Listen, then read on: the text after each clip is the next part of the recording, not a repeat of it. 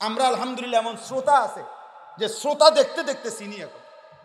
আমি হবিগঞ্জ সিলেট অঞ্চলে আমার একটা ছেলেরে আমি দীর্ঘ 4-5 বছর ধরে দেখতাম, প্রত্যেক মাহফিলে দেখছি হে সামনে বস, আমি বইলেই তারে নজরে পড়তো আমার। পরে একদিন আমি তারে ডাকছি, ডাইকে আমি বললাম তুমি কি করো? কয় হুজুর আমি ঘাস, মানে প্রতিদিন ঘাস কাটি আর ঘাস কাইটা বিক্রি করি, যা পাই তা দিয়ে সংসার চালাই। তাই বললাম তুমি যে সব মাহফিলে আসো, আমি দেখলাম তোমারে। কয় হুজুরে যখনই আপনার কোনো পোস্টার দেখি, কয় আমি তখন এই ঘাস কাটার টাকার থেকে একটু একটু টাকা জমাই, কয়টা টাকা জমাইয়া গাড়ি ভাড়া মিলাইয়া রাখি, আপনার ওয়াজ শুনতে যাবো। তাই বললাম যে মাশাআল্লাহ। তো আমি বললাম যে তো আর কিছু কইবানি? কজন আমার জীবনের একটা স্বপ্ন আছে, বানিয়াচং হবিগঞ্জ তার বাড়ি। আমি বললাম কি স্বপ্ন কও? আমি 10 টাকা 50 টাকা করে জমাইতেছি, আল্লাহ যদি আমারে কোনোদিন তৌফিক দেয় আমি আমনেরে আমগা এলাকায় দাওয়াত দিয়ে নিমু, ওয়াজ করাম। পরে আমি বললাম ওহন দাঁড়াও, অন ডেট লো, এখন নাও ডেট, আজকে তোমারে ডেট দিলাম, হাদিয়া দিতে হবে না, আমি দিমু তোমার, এটা আছে আমার মাহফিলের সান্দা, আমি দেবো। ও আজ টেহা লাগবে না, তুমি যাও, তুমি আয়োজন করো, যেখানে কও তুমি, তোমার ঘরে হোক উডানে হোক, আমি ওখানে ওয়াজ করব। আমি বলছি আমি যাবো, ডেট দিলাম, যাও। আশ্চর্য, বানিয়াচং আমি গত বছর এই ছেলেটা তার দাওয়াতে আমি গেছি মাহফিল, গিয়া দেখলাম বানিয়াচং বাংলাদেশের সবচেয়ে বড় গ্রাম, জানেন? বাংলাদেশের সবচেয়ে বড় গ্রামের নাম হইল এই বানিয়াচং হবিগঞ্জ। এক গ্রাম এক উপজেলা। হ্যাঁ হ্যাঁ, এটা গ্রাম একটাই, একটা উপজেলা, বুঝছেন নি হুজুর? গিয়ে দেখছি ওই গ্রামের মানে ওই উপজেলার সবচেয়ে বড় কলেজ হাই স্কুল মাঠ, যেটা বিশাল মাঠ, এই মাঠে এই ছেলে মাহফিল মানে আয়োজন করছে। আমি গিয়া দেখি একেবারে যদি কম হয় মানুষ 15-20 হাজার, স্টেজে যদি একেবারে না হয় হুজুর 300-400 হুজুর হইব। হুজুর খেলাফত মজলিসের যিনি কেন্দ্রীয় আমির, এই যে দেওয়াল ঘড়ি মার্কার যে খেলাফত মজলিস, উনি বসা পাশ, ওনার বাড়িতে বানিয়েছে বড় বড় হুজুর সব। তাই বললাম কিরে কারবারটা কি তার, কার মাহফিল এটা? হুজুরের কইছি তো আমার আইয়া এলাকাত, আমার আর দৈর্ঘ্য দিছে না, সব আলেম ওলামা পাবলিক মিল্লা এই মাহফিলে এত বড় বানাই ফেলছে। মোবাইল নির্ভর না, মোবাইলে প্রত্যেকের মোবাইলেই ওয়াজ আছে, ভালো মন্দ অনেক কিছুই আছে, কিন্তু দিলের মধ্যে কি আছে, কলিজার মধ্যে কি আছে, এটা দেখার বিষয়। একটা মাহফিলের আয়োজনের মধ্যে অনেক কষ্ট হয়। এই ব্যাপক আয়োজন, এই ব্যাপক ব্যস্ততার ভিতরে যদি কিছু অর্জন না হয় দিলের মধ্যে, তেমন উল্লেখযোগ্য কোনো ফায়দা নাই। বক্তা আসলো, উঠলো, নামলো, শ্রোতা একবার দৌড় দিয়ে আইলো, আরেকবার খালি হয়ে গেল। এই আসা যাওয়ার দ্বারা কিছু বুট বাদাম চটপটি বিক্রি হলো, এর দ্বারা তেমন উল্লেখযোগ্য কোনো ফায়দা নাই। এজন্য দয়া করে সবার কাছে আমি বললাম, এটা আমার আদেশ, হাতে মোবাইল ধরে যারা আছে সকলেই মোবাইল হাতে ধরা, এই ভিডিও রেকর্ড এগুলো নামান, হাত ধরা মোবাইলগুলো বন্ধ করেন। এরপরে দেখলে আমি ধমক দেব, উঠায় দেব, তখন আপনি লজ্জা পাইবেন। আর এমনি চলে গেলে কোনো অসুবিধা নাই ইনশাআল্লাহ, পরে আবার আসবেন, দাওয়াত রইল। কোরআনুল কারীমের যে 4টি আয়াত আমি পড়ছি, এই 4টি আয়াতের মধ্যে আল্লাহ তাআলা প্রথম 3 আয়াতে আমাদেরকে 5টা কথা মনে করাইছেন। আমাদেরকে লক্ষ্য করে আল্লাহ 5টি কথা বলছেন, বলে 4র্থ নম্বর আয়াতে একটা চূড়ান্ত সত্য কথা আমাদেরকে শুনাইছেন, যেই সত্যের মুখোমুখি আমাদের সকলকেই হতে হবে। আমরা স্বীকার করি বা না করি, মনে থাকুক বা না থাকুক, ঘুমে থাকি বা সজাগ থাকি, সুখে থাকি বা দুঃখে থাকি, আনন্দে বা বেদনায়, রাজপ্রাসাদ বা কুড়ে ঘরে, রাতে কিংবা দিনে, একাকী কিংবা প্রকাশ্যে, নিরাপদে কিংবা অনিরাপদে, আল্লাহ তাআলা বলেন একটি চূড়ান্ত সত্য তোমাদেরকে গ্রহণ করতেই হবে, সেটা হলো মৃত্যু। মৃত্যু, মৌত, মৃত্যুর যন্ত্রণা, সাকরাতুল মৌত। ওয়াজাআত সাকরাতুল মৌত বিল হক। আল্লাহ তাআলা বলেন সত্য সত্য একদিন মৃত্যুর যন্ত্রণা চলে আসবে। সুখে থাকো আর দুঃখে থাকো, আনন্দে থাকো আর দুঃখে থাকো। তো এই চিরন্তন এই সত্যটি গ্রহণ করতে হবে। এর আগে আল্লাহ তাআলা 3 আয়াতে 5টা কথা বলছে।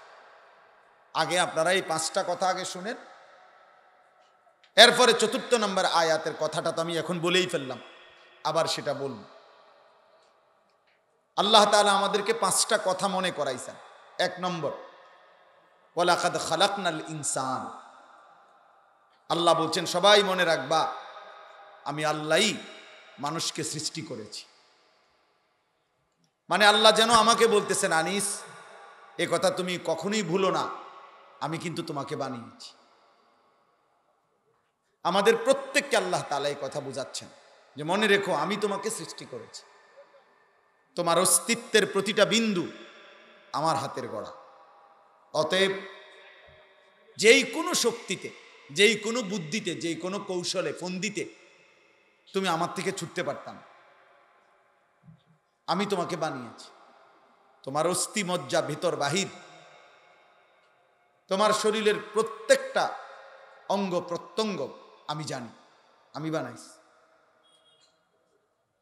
অতএব এটা আল্লাহ তাআলা আমাদেরকে মনে করাই দিয়েছে, আমি আল্লাহ তোমাকে সৃষ্টি করেছি, বানিয়েছি। আমার থেকে তুমি আড়াল হবা কেমনে? আমার বাঁধন থেকে তুমি ছুটবা কেমনে? আমার হাত থেকে তুমি ছুটতে পারবা না। এই হলো 1 নম্বর কথা। 2 নম্বর কথা, ওয়া না'লামু মা তুওয়াসবিসু বিহি নাফসু। আল্লাহ তাআলা বলে বান্দা প্রত্যেকের অন্তরের গভীরে, হৃদয়ের অভ্যন্তরে গুনাহের যেই চাহিদা তৈরি হয়, ওয়াসওয়াসা, ওয়াসওয়াসা বলা হয় গুনার চাহিদাকে। শয়তান যেটা ওয়াসওয়াসা দেয়, শয়তানের এই কাজটাকে এই জন্য বলে ওয়াসওয়াসা, মানে হলো গুনাহের কুমন্ত্রণ। এই জন্য ওয়াসওয়াসা মানেই হলো গুনার চাহিদা, যেটা শয়তান তৈরি করে। আল্লাহ তাআলা কোরআনুল কারীমে বলছেন ওমান ইয়াত্তাবি খুতুওয়াতিশ শাইতান ফাইন্নাহু ইয়া'মুরু বিল ফাহশাই ওয়াল মুনকার। যে শয়তানের পথ অনুসরণ করবে তো মনে রাখবে শয়তান 24 ঘন্টা তাকে অশ্লীলতা, বেহায়াপন। অশ্লীলতা কাকে বলে? নারীকে কেন্দ্র করে যত গুনাহ, সহজ কথা, আয-যিনা ওয়া মা আশবাহু। নারীকে কেন্দ্র করে যত গুনাহ হয় সবটাই অশ্লীলতা, বেহায়াপনা, অসভ্যতা। ফাহশা, ফাহিশা, ফাওয়াহিশ এই একই শব্দ। আল্লাহ তাআলা বলেন শয়তানের প্রথম চাহিদা, শয়তানের প্রথম কুমন্ত্রণা, শয়তানের প্রথম ওয়াসওয়াসা নারীকে কেন্দ্র করে গুনাহ। এই জন্য শয়তান 90 বছরের বুড়া মানুষকেও বলে বয়স নাই তো কি হইছে, টেলিভিশন দেখো, নারী দেখো, ছবি দেখো, সাদওয়ানে বইয়া বইয়া নর্তকীর নাচ দেখো। শয়তান 9 বছরের বাচ্চারাও ছাড়তে চায় না, 90 বছরের বুড়ারাও ছাড়ে না, কিশোর যুবককেও ছাড়ে না। আমাদের প্রত্যেককেই শয়তান সবচেয়ে বেশি কুমন্ত্রণা দেয় নারীকে কেন্দ্র করে গুনাহ। ছবি, নাচ, গান, জিনা, ব্যভিচার, অশ্লীল দৃশ্য দেখা, হারাম সম্পর্ক করা নারীর সাথে। তো আল্লাহ তাআলা বলেন এই তোমাদের অন্তরে গুনার যত চাহিদা তৈরি হয়, ওয়াসওয়াসা তৈরি হয়, প্রত্যেক মানুষের, মনে রাখবেন আরবি ভাষার একটা গুরুত্বপূর্ণ প্রবাদ, আল আইনু মিরআতুল কলব। চোখ অন্তরের আয়না। এই জন্য মানুষ চোখে যা দেখে প্রত্যেকটাই তার অন্তরে আইসা জমা হয় তৎক্ষণাৎ, অটোমেটিক। আর এরপরে অন্তরে সে এটার প্ল্যানিং করে, এটার দ্বারা সে পরিকল্পনা সাজায়, এটাকে সে সামনে বাড়াবে না থেমে যাবে। নেক কাজ হইলে নেক কাজের পরিকল্পনা, গুনাহ হইলে গুনার কাজের পরিকল্পনা। ওয়ান নাফসু ইয়াহওয়া ওয়া ইয়াতামান্না, আল্লাহর নবী বলছেন মানুষের অন্তর গুনাহের চাহিদা তৈরি করে, আশা পোষণ করে গুনাহের, জিনার, ব্যভিচারের। ওয়ায়ুসাদ্দিকু যালিকাল ফারজ আও ইউকাদ্দিবু, অন্তরের পরিকল্পনার পরেই এবার লজ্জাস্থান দ্বারা সেই জেনাকে হয় বাস্তবায়ন করে অথবা বিরত থাকে। কিন্তু চোখ দিয়ে দেখলেই জিনা হয়, অন্তর দিয়ে ভাবলেই জিনা হয়, আর সেইটার সমন্বয়ে চূড়ান্ত রূপ লজ্জাস্থানের মাধ্যমে বাস্তবায়ন।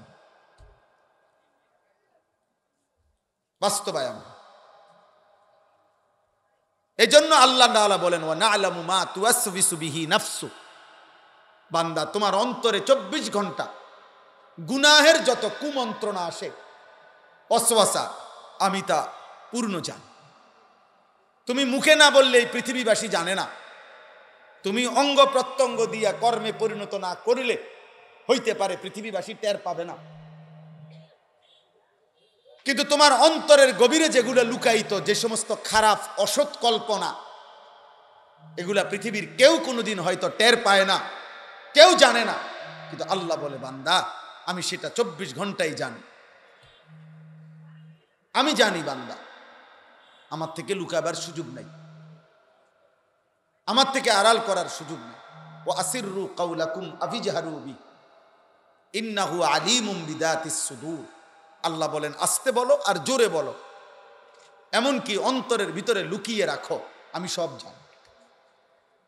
আফালা ইয়ালামু ইদা বু'সিরা মা ফিল কুবুর ওয়া হুসিলা মা ফিস সুদূর, আল্লাহ বলেন সে কি জানে না যে তাকে কবর থেকে হাসরের ময়দানে উঠানো হবে, আর তার বুকের ভিতর, অন্তরের ভিতরে যা ছিল কিয়ামতের দিন তাও প্রকাশ করে দেওয়া, খুলে দেওয়া। আল্লাহ তাআলা বলেন ইয়াউমা তুবলাস সারাইর, কিয়ামতের দিন গোপন বিষয়গুলো প্রকাশ হয়ে পড়বে, উন্মোচিত হয়ে পড়বে।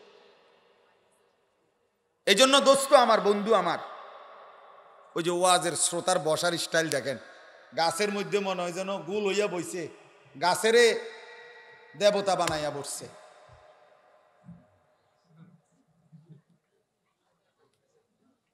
আরে বেটা, ঠিক আছে। তো আল্লাহ তাআলা বলেন ওয়া না'লামু মা তুওয়াসবিসু বিহি নাফসু। চাচা বসেন, চাচা আপনি নড়েন না, আমি আপনারে বলি না, ওই ছেলেগুলোরে বলছি। না আপনি আপনি যেমন আছেন চাচা, আপনি বয়স্ক মানুষ। তো ওয়া না'লামু মা তুওয়াসবিসু বিহি নাফসু, আল্লাহ তাআলা বলেন 1 নম্বর, আমি তোমাকে সৃষ্টি করেছি, আমি তোমার বিষয়ে খুব ভালো জানি। উৎপাদনকারী কোম্পানি ভালো বলতে পারে এই মালের উৎপাদন তারিখ কখন, মেয়াদ কতক্ষণ, কি কি পণ্য, কি কি জিনিস বানাইতে প্রোডাক্ট ব্যবহার হয়েছে, এটা উৎপাদনকারী কোম্পানি খুব ভালো জানে। রব্বুল আলামিন বলে আমি সৃষ্টি করেছি, আমি ভেতরটা বাহির শরীরের প্রত্যেকটা অঙ্গ প্রত্যঙ্গের সক্ষমতা, কর্ম কার্য আমি জানি সব।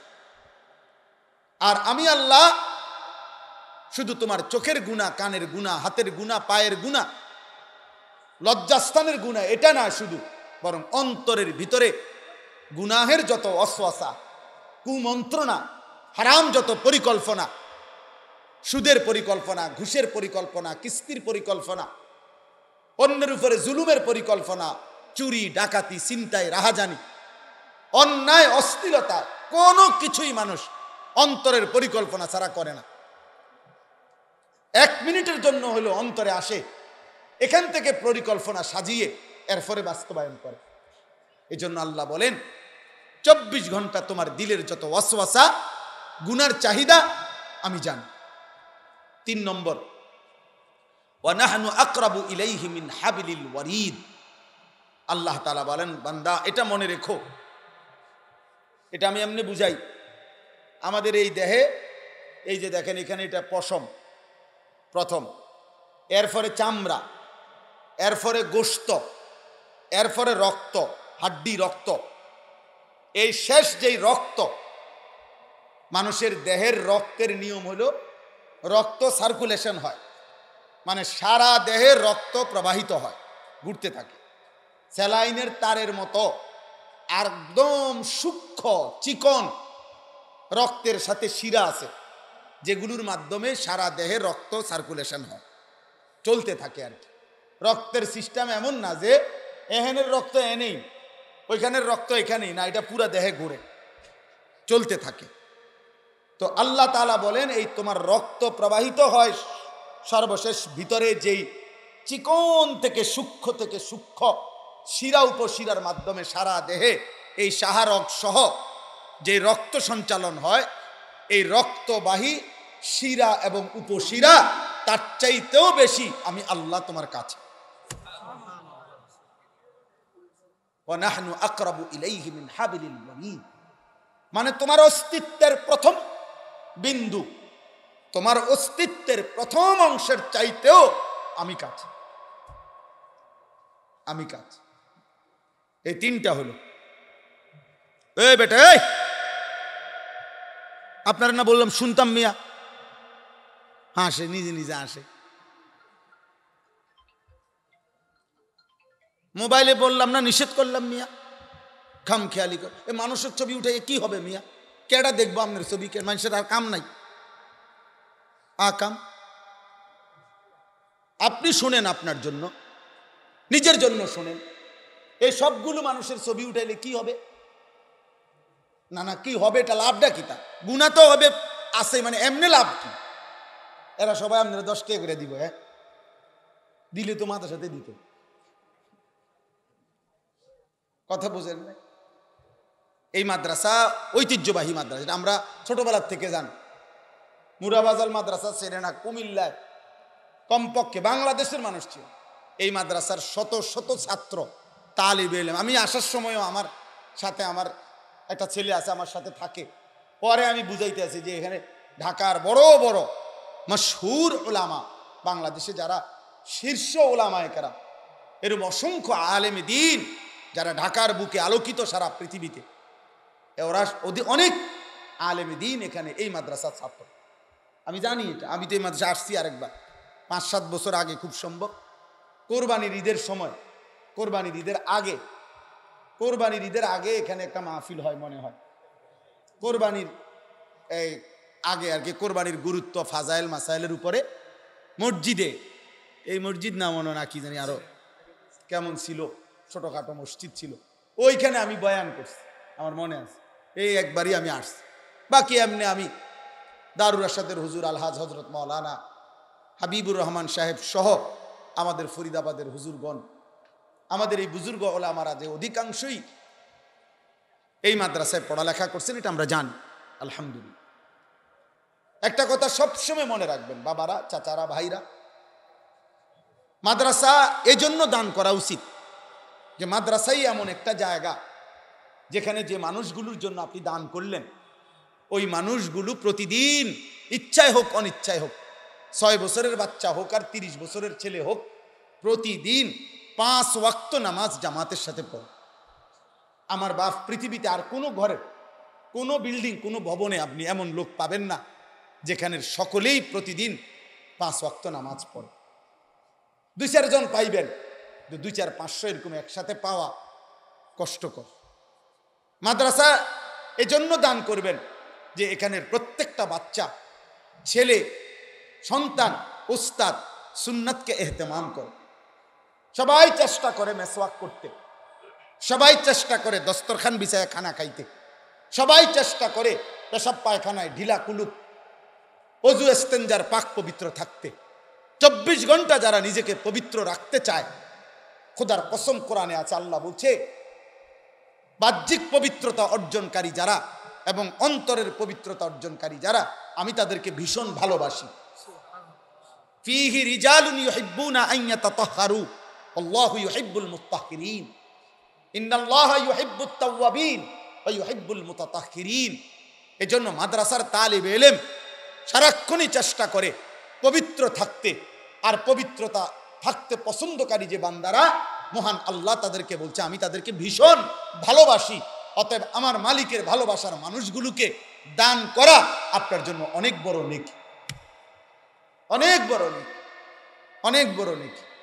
এই জন্য দিল থেকে মাদ্রাসায় দান করবেন প্রত্যেক দিন, প্রত্যেক দিন, প্রত্যেক দিন। আমার শায়েখ আল্লামা মুফতি মুশতাকুন নবী কাসেমি হুজুর অনেক সময় বলে যে প্রত্যেক মুসলমানের উচিত কমপক্ষে একটি মাদ্রাসার সাথে এভাবে সম্পর্ক রাখা, একজন আলেমের সাথে এভাবে সম্পর্ক রাখা। হুজুরের মুখে আমি অনেক শুনছি এটা। হুজুর বলেন যে উচিত কমপক্ষে একজন আলেমের সাথে আমার এমন সম্পর্ক, একটা মাদ্রাসার সাথে আমার এমন যেন সম্পর্ক হয় নিয়মিত, যে হাসরের ময়দানেও যেন ওই হুজুর আমারে দেখলে চিনতে পারে, আরে এদিকে আসেন। ওই তালেব ইলম যেন আপনারে দেখে চিনতে পারে, আরে চাচা এদিকে আসেন। আপনারা তো আমরা সব সময় আমাদের মাদ্রাসায় দেখতাম, আসতেন, দান সদকা করতেন, আমাদেরকে হাত বুলাইতেন, কথা খোঁজ খবর নিতেন। এর দূর এই জন্য ওই শুধু হাই হেলো না, বরং মাদ্রাসার সাথে আলেমের সাথে আর্থিক গভীর সম্পর্ক, বারবার আসা যাওয়ার সম্পর্ক, যেন একজন আলেমে দিন আপনারা দেখলেই চিনতে পারে। আমরা আলহামদুলিল্লাহ এমন শ্রোতা আছে যে শ্রোতা দেখতে দেখতে চিনি। এখন আমি হবিগঞ্জ সিলেট অঞ্চলে আমার একটা ছেলেরে আমি দীর্ঘ 4-5 বছর ধরে দেখতাম, প্রত্যেক মাহফিলে দেখছি হে সামনে বস, আমি বইলেই তারে নজরে পড়তাম। পরে একদিন আমি তারে ডাকছি, ডাইকে আমি বললাম তুমি কি করো? কয় হুজুর আমি ঘাস, মানে প্রতিদিন ঘাস কাটি আর ঘাস কাইটা বিক্রি করি, যা পাই তা দিয়ে সংসার চালাই। তাই বললাম তুমি যে সব মাহফিলে আসো, আমি দেখলাম তোমারে।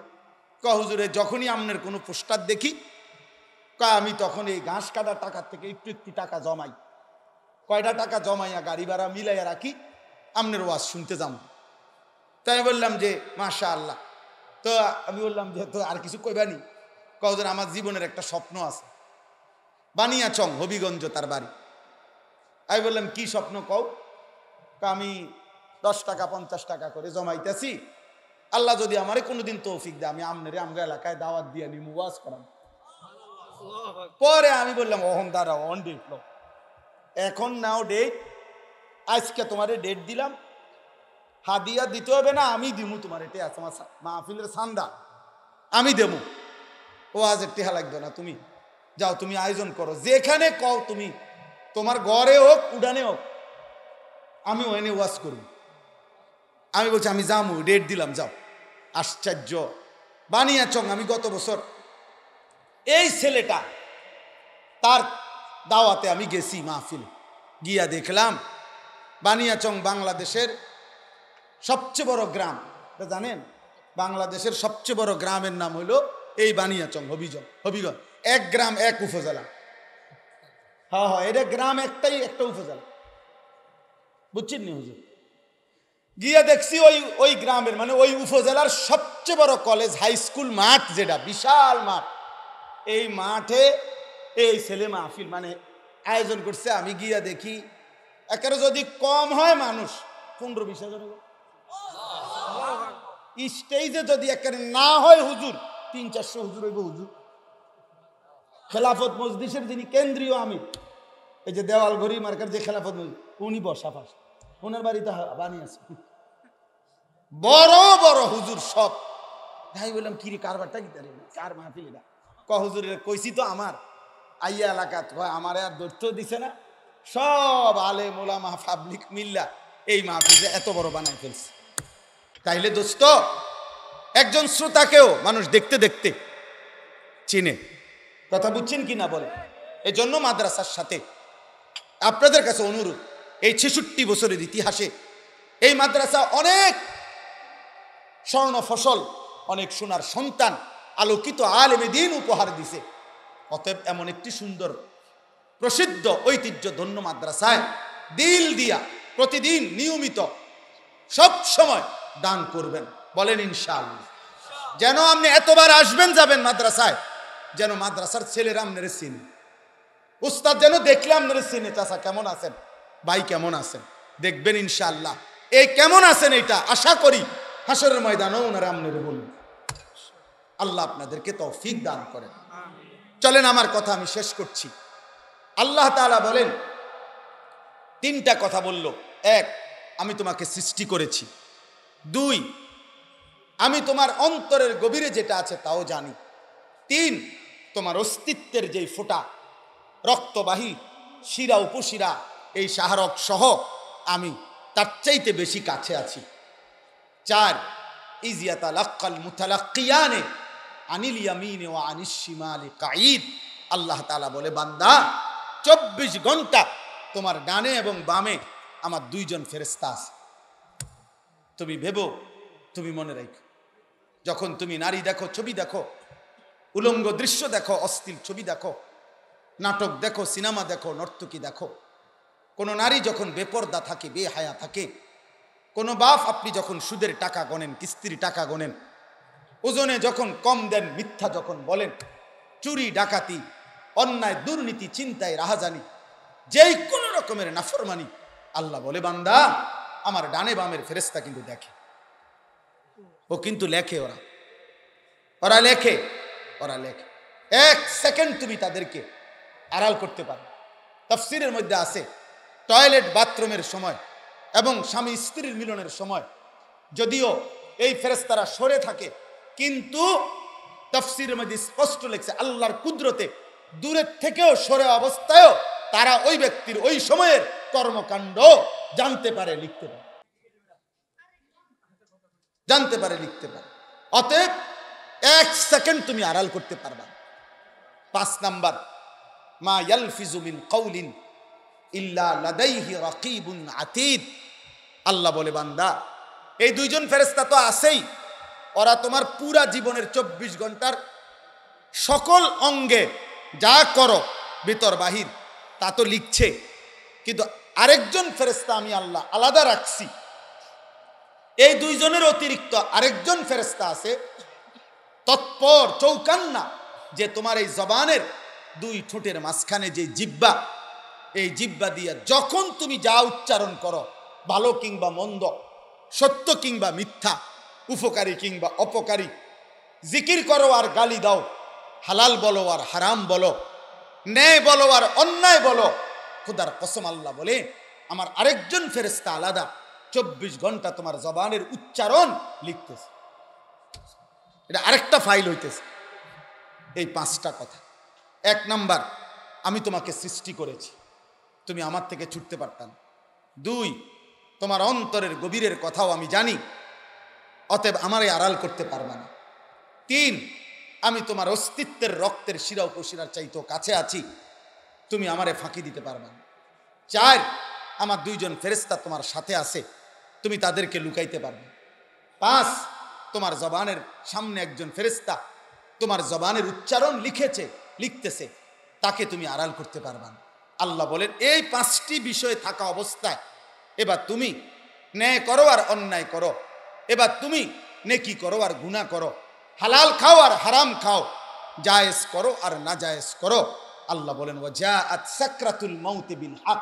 এই অবস্থাতে থাকেই, মানে আমিও আড়াল হব না, আমার ফেরেশতাও আড়াল হবে না, লেখাও বন্ধ হবে না, আমি আল্লাহর জানাশোনাও বন্ধ হবে না।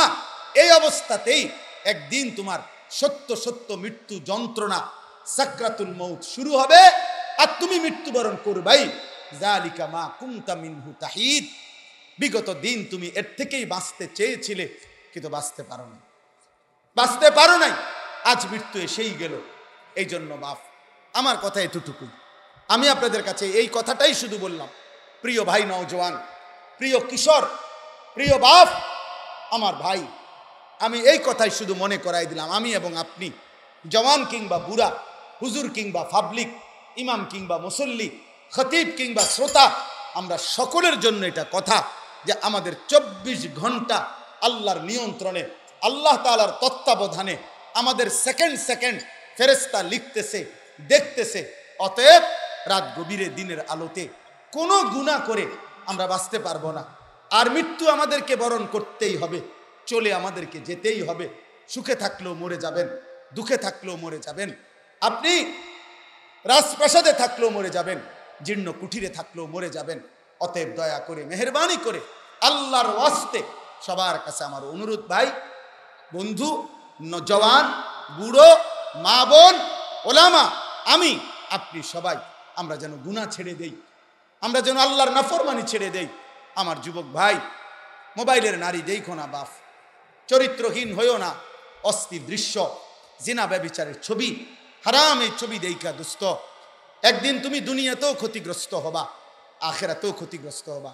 একদিন প্রয়োজনের সময় দেখবা যৌবনের শক্তি নাই, শরীরের সক্ষমতা নাই, কোমরের শক্তি নাই, লজ্জাস্থানের শক্তি নাই, আর আরেক দিন কবরে গিয়া দেখবা জাহান্নামের আগুন তোমার কবরে ধাউ ধাউ করে জ্বলছে। না তুমি দুনিয়া পাইবা, না তুমি আখেরাত পাইবা। আর হারাম উপার্জনকারী বাবা, সুদখোর, ঘুষখোর, কিস্তিখোর, হারাম উপার্জনকারী বেনামাজি, হায় আপনাকেও বলি, আপনি দুনিয়াও শেষ করতে পারতেন না। এত বাটফারি সিটারি কইরা আল্লাহরে ডাকেন নাই, নামাজ পড়েন নাই, 24 ঘন্টা কামাই রোজগারি 2 নম্বরই 6 নম্বরই কইরাও আল্লাহর কসম আপনি অভাব শেষ করতে পারতেন না।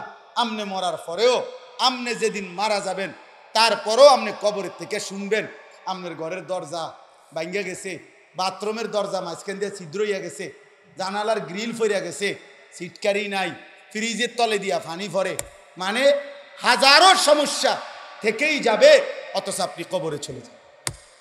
অতএব হালালের উপরে থাকেন, হালালের উপরে থাকেন, হারাম রোজগার কইরেন না, অবৈধ উপার্জন করবেন না। আল্লাহ আমাদেরকে তৌফিক দেন, কবুল করেন। আজকের এই মুবারক মাহফিল আল্লাহ তাআলা ভরপুর বরকত দান করেন। সুবহানাল্লাহি ওয়া বিহামদিহি, সুবহানাকাল্লাহুম্মা ওয়া বিহামদিকা, আশহাদু আন লা ইলাহা ইল্লা